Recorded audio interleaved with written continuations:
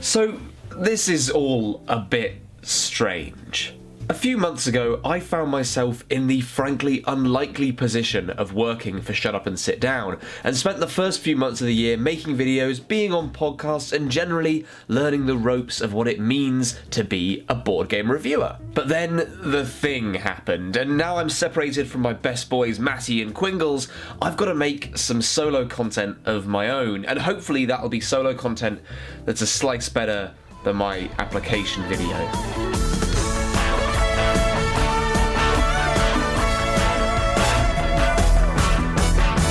So, let me kick this video off by asking you a simple question. Are you interested in a game that you can play by yourself, or with whoever you're living with right now, or with your friends over Discord, with almost no preparation or setup whatsoever, and it'll give you the feeling of a grand Dungeons & Dragons campaign, but without any of the setup or mess or eventual tail off? Or are you interested in a game where the settings can vary as wildly as scavengers in the woods trying to fend off a harsh winter to a post-scarcity society living on an asteroid trying to find meaning in their empty lives? Or are you interested in a game that you can review from your student bedroom because frankly the rest of your house is so cold that it would be impossible to live in, let alone film in, and your bosses are separated from you by miles and miles of pandemic-stricken wasteland?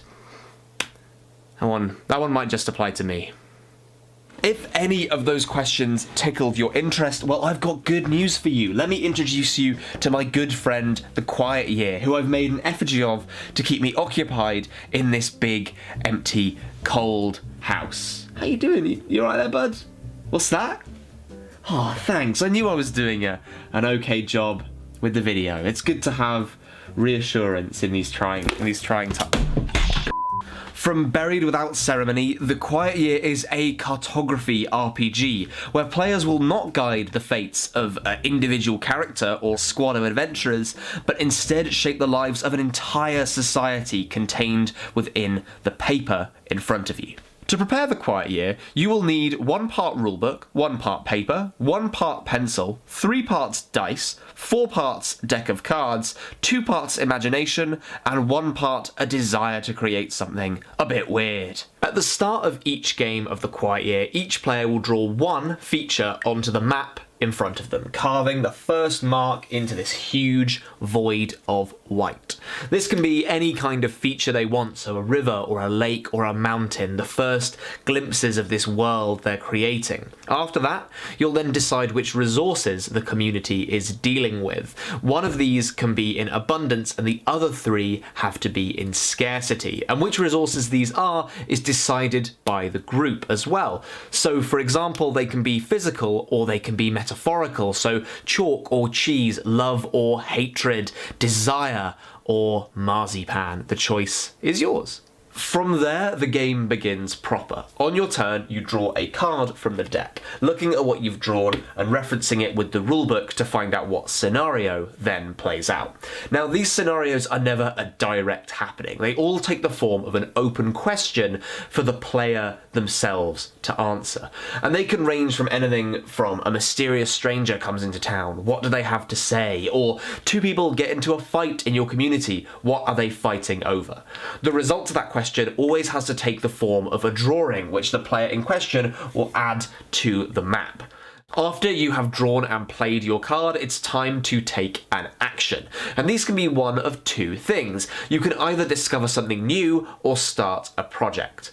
To start a project, you take a dice and add it to the map, setting it to a number of pips to indicate how many weeks it's going to be till that project finishes. You'll describe a little bit about what it is, and then that project is now in motion. Note that what's interesting here is that it will resolve not on your turn, but on whoever's turn it is when that dice gets to 0, meaning that your projects aren't always going to succeed. In a fantasy setting, these could be something like gather firewood, or complete the ritual circle, or in a more real life setting, they could be sort out the Tupperware drawer or start a sourdough starter. Then the second option is to discover something new, where players will directly add something to the map, giving it a more direct sense of control. The thing is here is the game does opt for restraint. It says at any point you can obviously just magic up the thing that you've got in scarcity, but where's the fun in that? You're telling a story after all.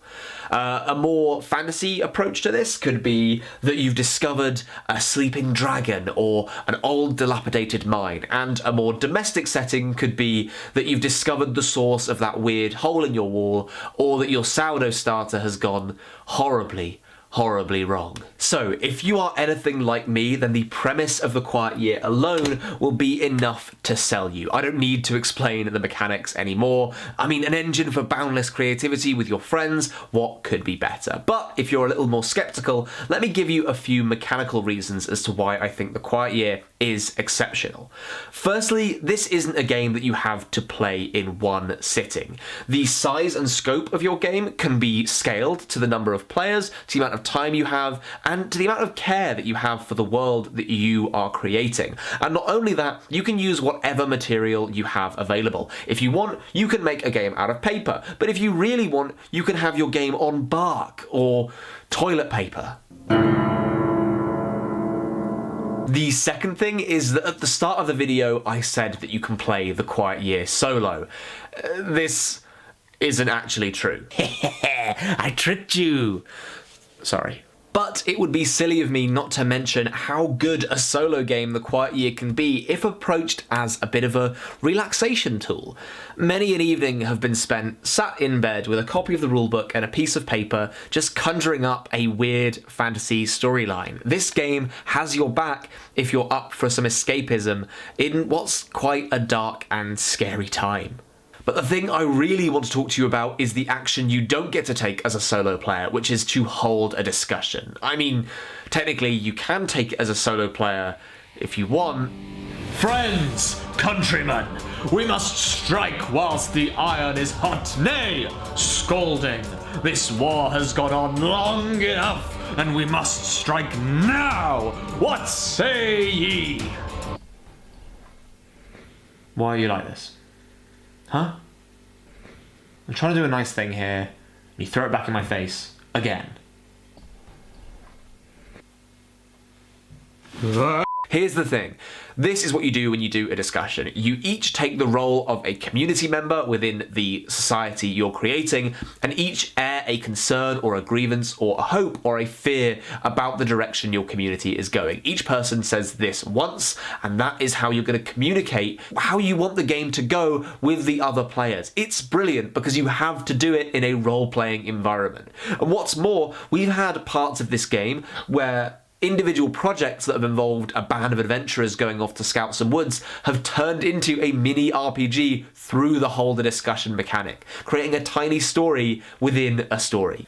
Let me ask you one final question. How many times have you designed an elaborate fantasy world only to find your friends aren't interested in playing it as a role-playing game setting? Now I say it, it doesn't sound as relatable as I thought when I wrote it. But here's what's important. The Quiet Year, if you do a campaign together, means that you've got a ready-made world ready for your next role-playing game campaign that players are already interested in before the game has even started. It is a wonderful narrative hook to getting people into other RPGs because you can use this as a setting. How cool is that? And hey, who isn't thinking about doing Discord role-playing games these days? Again, might not be relatable as I think. So, to wrap things up, the very last thing I like about the... Oh, hold on a second. Hello?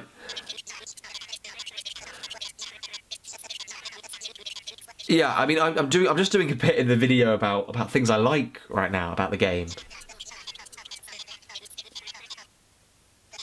I mean, I could, but it would just seem incongruous to put a bit in here about, like, the things I don't like about The Quiet Year, like how I think it does need a bit of rules workshopping to make it sort of the perfect creative experiences, and some rules are a little redundant, and there might also be an issue where it goes on a bit too long, like I never really end up finishing games, and sometimes the stories it can tell are a little bit sort of disjointed, but I don't know, that would feel strange to put in right now.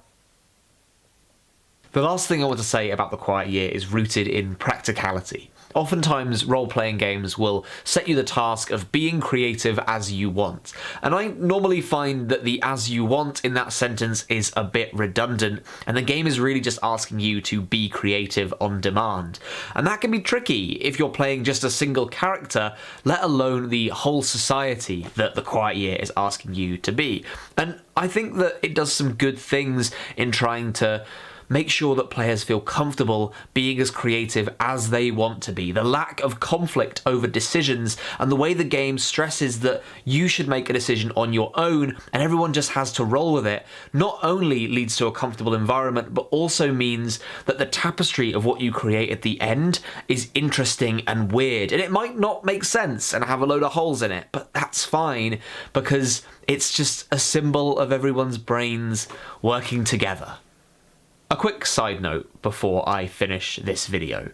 The Quiet Year is kind of an old game by modern standards. It came out a long time ago, and while I was discussing the idea for this video with the rest of the team, we kind of realised that I found out about the game through Shut Up and Sit Down. Back in 2013, the site did a written review for The Quiet Year, and that means it seems like a weird kind of idea to revisit something editorially, especially after such a long time. But you know, with this being my first piece of content going out into the world, and with also the world being a kind of scary and unpredictable place right now, maybe I'm subconsciously finding some comfort in the old.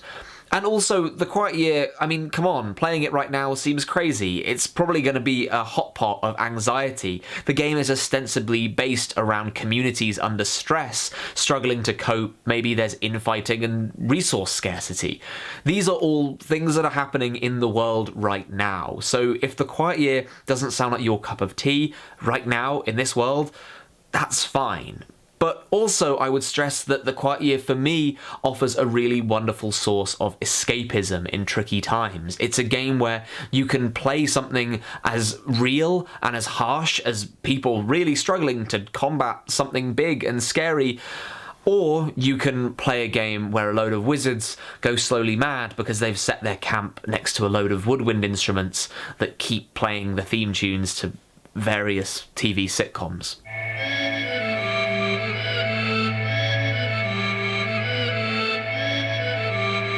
Hey YouTube viewer, I hope you enjoyed the video that I made. The content was great, right? Give me a thumbs up and a subscribe.